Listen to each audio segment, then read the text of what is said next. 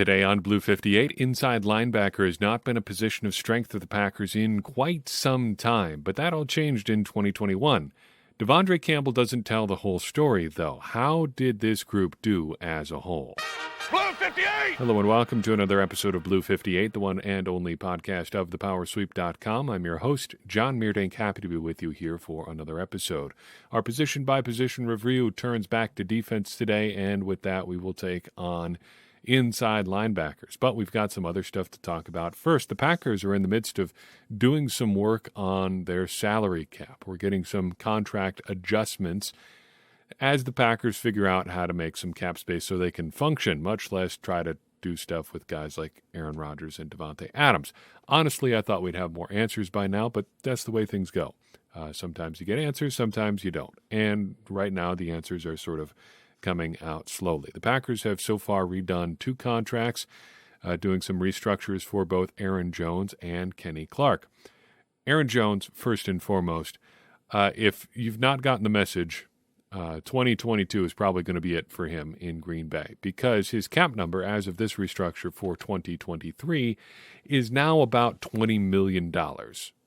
And that is just untenable for a running back. It would be untenable for most players at most positions. A cap hit of $20 million, you better be a play-in, play-out game breaker.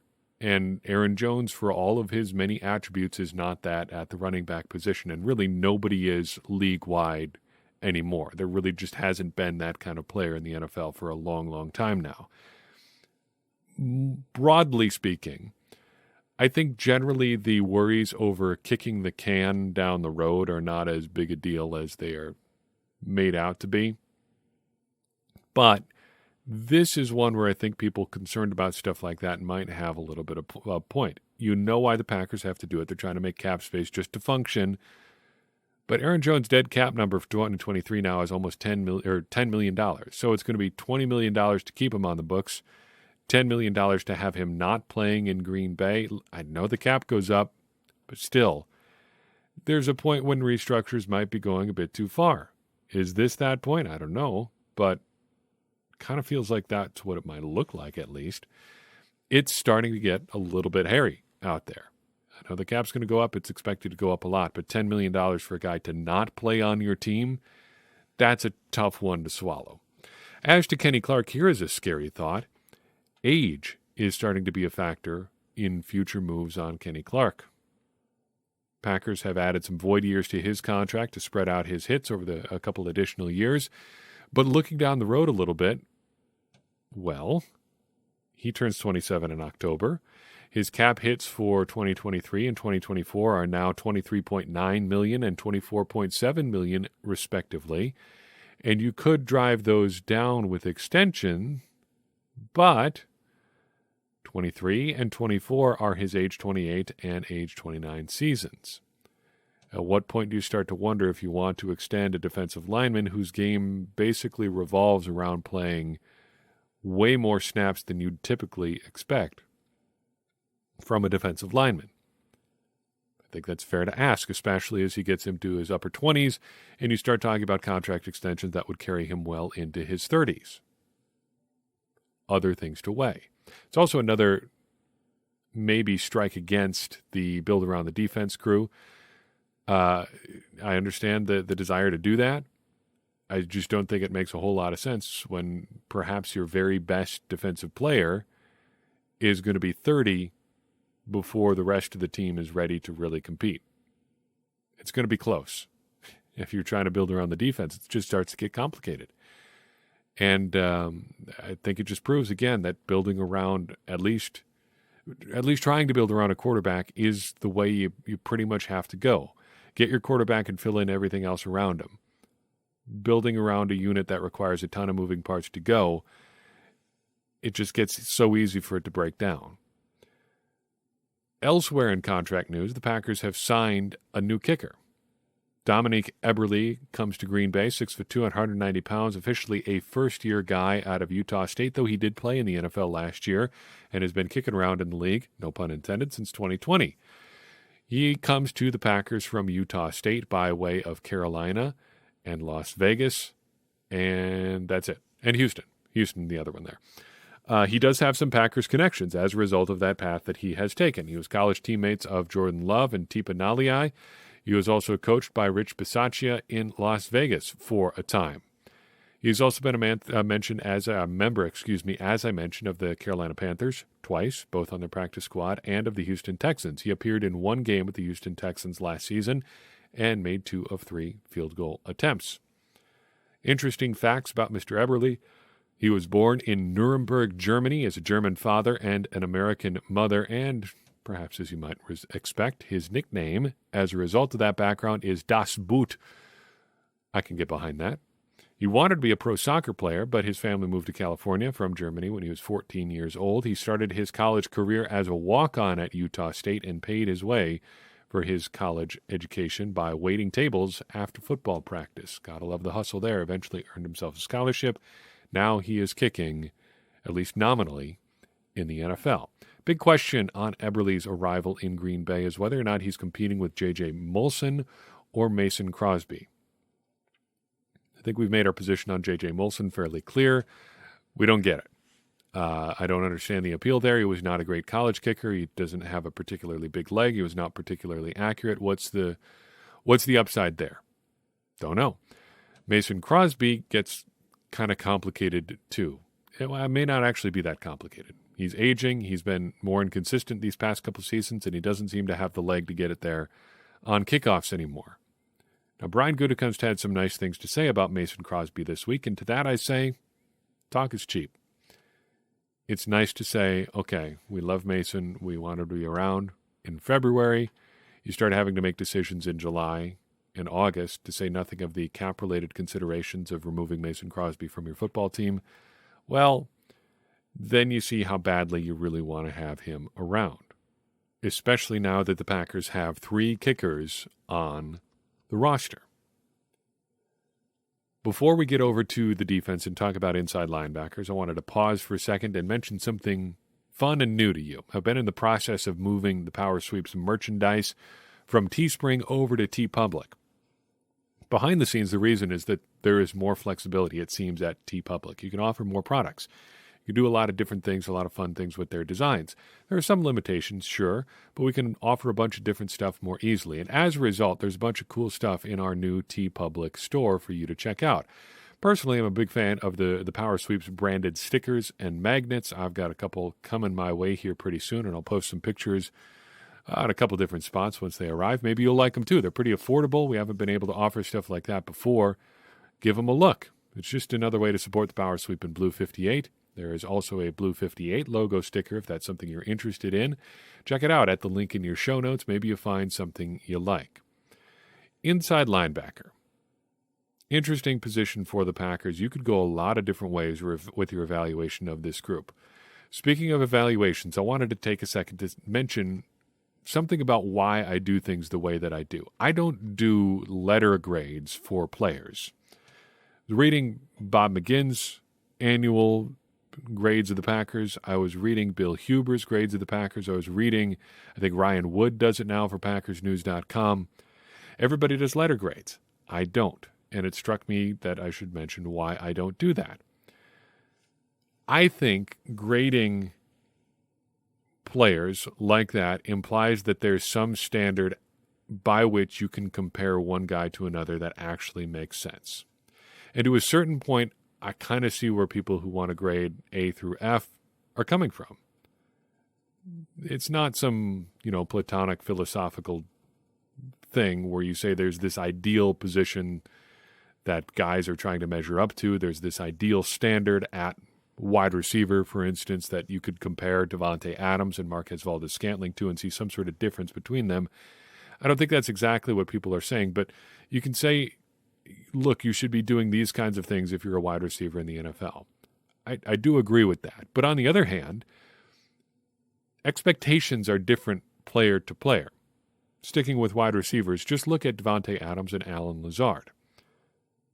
If you want to grade them the same way, that's fine. You can do that. But I think it does a disservice to both players because look at what they're asked to do. And furthermore, look at their physical capabilities. Can Allen Lazard do some of the things that Davante Adams does? Sure, absolutely. Can he do all of the things? No. And for that matter, Davante Adams can't do all of the things that Allen Lazard does. But they have different jobs. Are you going to knock Davante Adams for not being as good of a run blocker as Allen Lazard? No, of course not. That would be silly. But you're also not going to knock Allen Lazard for not being as precise a route runner as Davante Adams. For one thing, that's just not something everybody can do. For another, that's not what the Packers want him to be doing. So trying to give both of them grades on a scale that looks the same for both of them, I think does a disservice to both guys. And you got to kind of talk about expectations to begin with. I haven't done a super good job of it this year, but we do try to set expectations for guys each and every year, and I should do a better job of calling back to what we said about those guys last summer as we previewed their seasons. But that's kind of the approach that I want to take when we're grading guys. Grading, I use that in air quotes, when I'm talking about guys. I don't want to say this guy was an A, this guy was a B, and try to justify that between players doing very different things. Even guys who have very similar roles. Think of something like Rashawn Gary and Preston Smith. They play much more similar positions than Davante Adams and Allen Lazard, or Davante Adams and, say, Amari Rodgers. But they're used so differently. They're used much differently. And I think that's why you really just have to compare guys to themselves. For what the Packers asked this guy to do, did he deliver? And I think that's where you can really adjust expectations for a guy year to year in a helpful way and see where he measures up. So that's kind of my philosophy on how we discuss these players year to year. Okay, inside linebackers. From fewest snaps to most, as we always do. Isaiah McDuffie leads us off here because he played exactly 0 snaps on defense this year, but got in on 192 special team snaps. He recorded 0 solo special teams tackles, but came up with 2 assists. The good for McDuffie is pretty simple. He made the roster and appeared in 13 games as a late day 3 draft pick. It's a win across the board. Without qualification, that's a pretty darn good season for a guy like Isaiah McDuffie. The bad kind of relates to that grading issue. There's really nothing there. If you wanted more from Isaiah McDuffie, it's probably a you problem. More than what Isaiah McDuffie was going to be this season. Bottom line for him then is basically where we were last summer. He's an athletic prospect, a lot of straight line speed. He did what was asked for him. Mildly surprised to see no snaps on defense, but honestly, that's not that big of a surprise either. So, overall, feel pretty good about his 2021. Looking ahead to 22, I would say we'd probably be about where we were with McDuffie that we were with Ty Summers after year 1-2. Athletic prospect, not counting for much on defense. Anything you get there is really going to be a bonus. Jalen Smith is next up, 27 snaps for the former member of the Dallas Cowboys. On defense for the Packers this year, did not appear on special teams. He appeared in 2 games for the Packers, recorded just 1 tackle. The good, look, they tried. Former first-round pick, former Pro Bowler, found himself on the outs in Dallas, and the Packers gave it a shot. But it turned out just about everything about his time in Green Bay was bad. I mean, he said all the right things, he did all the right things, he wasn't a bad guy to have around, but he looked pretty used up on the field. He did end up in New York after the Packers cut him loose. He ended up getting 12 tackles and a sack in 4 games with the Giants after he was with the Packers. I suspect that was mostly because they had nobody else to play and nothing left to play for by the end of the season. He played basically starters reps in 3 of those 4 games. Seemed relatively inconsequential, but he did pile up some stats. Bottom line for him is he actually reminds me of Muhammad Wilkerson. Back in 2019, the Packers, or 2018, I think, the Packers signed him and well, they tried to see how that would go and didn't really go anywhere. He got hurt, and that was that. But even before the injury, he wasn't doing much of anything. That's kind of where things were with Jalen Smith. Look, we're going to try something. If it works out, great. If it doesn't, we'll move on. As to his 2022, I don't know what things hold for him, but he's not going to be in Green Bay, so we can move on. Moving further down our list, Ty Summers checks in with 29 snaps on defense in 2021, 270 snaps on special teams. That's good for about 63% of the total special teams snaps. ended with 4 tackles on defense and 4 tackles on special teams. Good news for Ty Summers is he basically is what he is, and the Packers have stopped asking him to try to be much more than that, as evidenced by just the 29 snaps on defense throughout the course of the season. The bad news is that he is what he is there too. It is abundantly clear, to me at least, that his future is not on defense. The Packers have tried a couple times to make it work. He becomes a liability basically as soon as he comes on the field. I think mostly because of some physical limitations. He's a bit short. You talk about short arms and frame stuff. Most of the time that's going to get me to roll my eyes, but with him it just shows up so obvious. He's too stumpy to really get it done. It just gets swallowed up by bigger guards. Can't get off those blocks because they're just bigger than him. And that makes it a little bit of a challenge for him to be out there on the field for you on defense. Bottom line, though, is he's good for what he is. And what he is pretty limited, but reliable on special teams. And you can get by with guys like that on your roster. So heading into 2022, he's going to be a core special teams guy for the Packers again, unless they find somebody else. And I can promise you, they're going to try. Oren Burks is kind of in the same boat as we continue to move down our list of inside linebackers. He played 205 snaps on defense for the Packers, about 19%. Little less than 1 in 5 defensive snaps had Oren Burks on the field in 2021. He also logged 337 snaps on special teams, just under 78%, and that is really his game at this point in his career. He's a special teamer through and through. Ended up with 26 tackles on defense, another 10 on special teams. Hey, making some plays out there. First ball hawk of his career, or at least partial one, with half a sack. Played all 17 games. With that stat line in mind, I think you can say that the good for Burks is that he basically had a career year. Played all the games, played a bunch in special teams, had some tackles there, had some tackles on defense. Seemed to have found a little role for him. The bad news, though, is that this was the best season of his career. Feels like this was the first time Oren Burks really kind of played without expectations, and I think that helped him a lot. Nobody at this point anymore is really expecting him to jump in and be a big contributor on defense, but because that's clearly not a good fit for him. But he does perform a little bit in a small role, and a small role is fine at a certain point. Yeah, you're not really looking for that from a third-round pick, but somebody's got to play on special teams. And right now, that's Oren Burks. Burks, I think, is a good example why letter grades really wouldn't matter in evaluating these guys. An honest grade for him on defense might be like a D, D-. But if you're putting him out there on defense, that's on you. You know what Oren Burks is at this point in his career. If you're putting a D, D- player on the field and getting mad at him for playing like a D or D- player, whose fault is that? It's not Oren Burks' fault that he is the player that he is at this point in his career. That's your problem. If you're putting him out there, it's because you built your roster badly or you've made poor decisions on how to put people out on the field.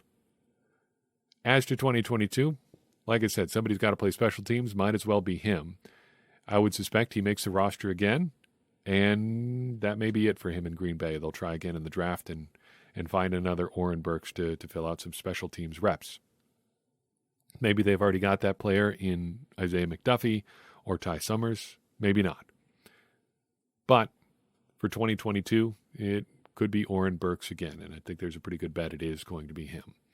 Moving up to the big two at inside linebacker, first brings us to Chris Barnes, who logged 527 snaps on defense in 2021. Just under 49%, nearly got to half. Also played 116 snaps on special teams. Piled up 81 tackles overall, a sack, and 4 passes defensed in 2021. Good news for Barnes. Pretty much the same old from him. That was more or less the performance we got from him in 2020. Solid, fairly reliable tackler. I think you could say he's the spiritual successor of what we've characterized as the Packers' quote-unquote thumper linebacker over the past couple of years, dating back to like 2018. That was Antonio Morrison. Then B.J. Goodson took on that role for a while. Now you've got Chris Barnes helming that particular ship. It's not a guy you're going to rely on for coverage. He's going to fill hard in the run game and hit hard when he gets there. That'll work. You can get by with a guy like that on your defense. The bad is not really bad per se, but I think at times you saw the limits show up for Chris Barnes in 2021. Stuff like his size and speed is is a bit of a problem. And the role, I think, as a result, is going to always be pretty limited for Chris Barnes because he's not a plus athlete. It's also, I think, true that the window of expectations at linebacker has now moved around him a little bit. In 2020, he just had to look good relative to Kamal Martin and Christian Kirksey, which honestly was not that big of a challenge. In 2021, comparing him to All-Pro De'Vondre Campbell, suddenly Barnes looks like an afterthought, a non-factor. It reminds me a little bit of the Packers in 2012 when they ended up relying on DeJuan Harris at running back down the stretch of that season. Nice little player. Did some good stuff for the Packers in 2012. But when Eddie Lacy shows up in 2013, you really don't think that much about DeJuan Harris anymore. There really wasn't any point in the 2013 season or 2014 when Lacy was even better where I was sitting there thinking, man, I really wonder what they would look like on offense with DeJuan Harris out there. No, because Lacy was better. He was a solid, bring-your-own-blocker type player. Didn't need a whole lot of help. He was just better. And that's kind of where Chris Barnes falls relative to a better player in De'Vondre Campbell. Like, he's not bad. The Packers just found somebody better, and the expectations of what he should be changed as a result. Bottom line is he's pretty good at a few things. He's going to be limited, but if those limitations are a problem, much like with Oren Burks, that's kind of on you.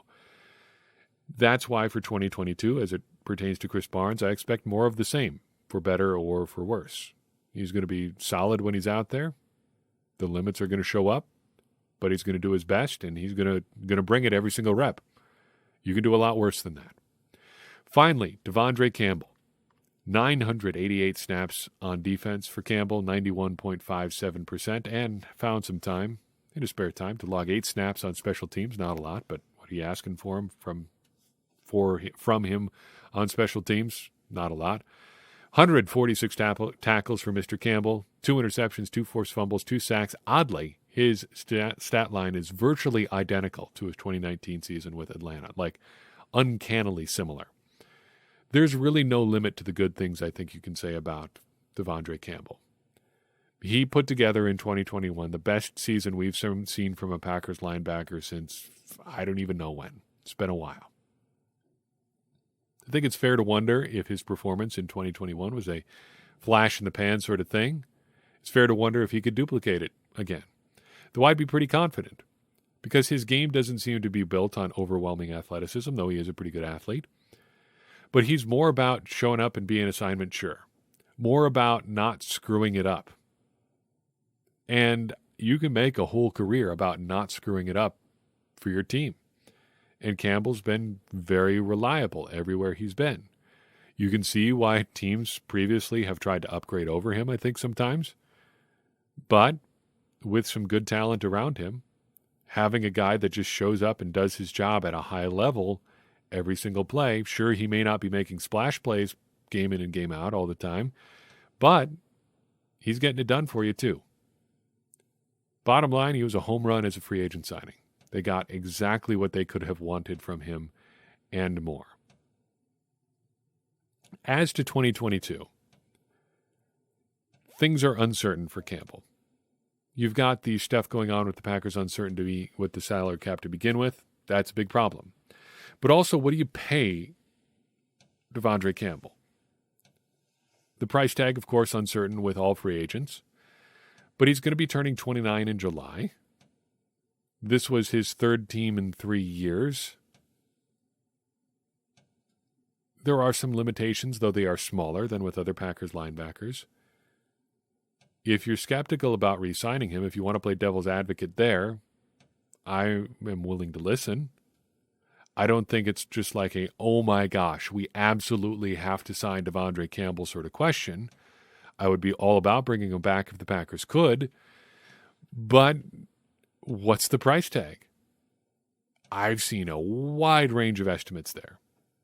And for what it's worth, he should go get whatever he can. This is probably his last shot at a real big cash in free agency. Maybe his only shot, given what he's had the chance to earn before.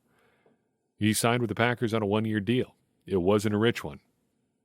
We've been over that again and again and again in Packers media. What a bargain the Packers got in De'Vondre Campbell. I'm sure he loves hearing that.